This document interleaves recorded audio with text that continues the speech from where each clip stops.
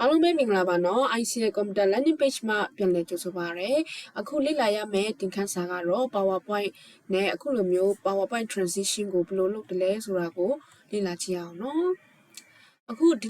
လိုမျိုး PowerPoint transition ကိုလုပ်ဆောင်ဖို့ရန်အတွက်ဆိုလို့ရှိရင်ကျမတို့က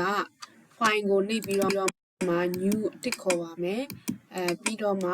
ခုဒီမှာကျမကလွတ်လို့ခြင်းတဲ့အတွက်ကြောင့် blank လေးအောက်ကနေ blank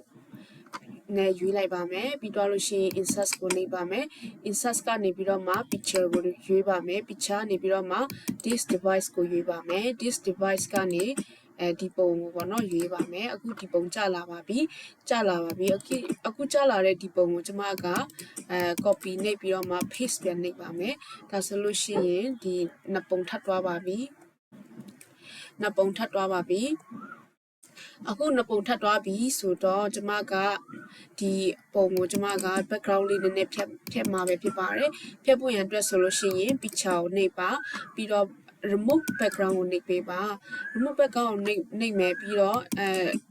mouse area to keep ပေါ့နော်မဖြတ်မဲ့ area တွေကိုကျမကလိုက်ပြီးတော့မှ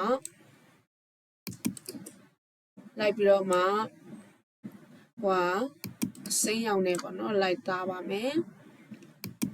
စိမ်းရောင်နဲ့လိုက်သားပါမယ်ပြီးတော့မှ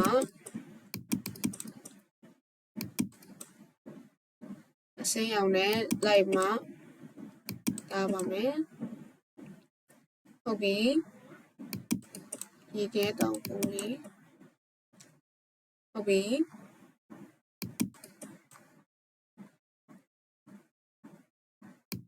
အခုတားပြီးသွားပြီဆိုလို့ရှိရင် keep chain ကိုနှိပ်ပေးပါမယ်ဒါဆိုလို့ရှိရင်အခုဒီလိုပုံရတော့မှာဖြစ်ပါတယ်အခုကျမက insert ကနေပြီးတော့မှ shift ကနေ taskbar ကိုနှိပ်ပါမယ်နှိပ်ပြီးတော့မှတောက်ဖြတ်ဆွဲပါမယ်အဲ့မှာ hello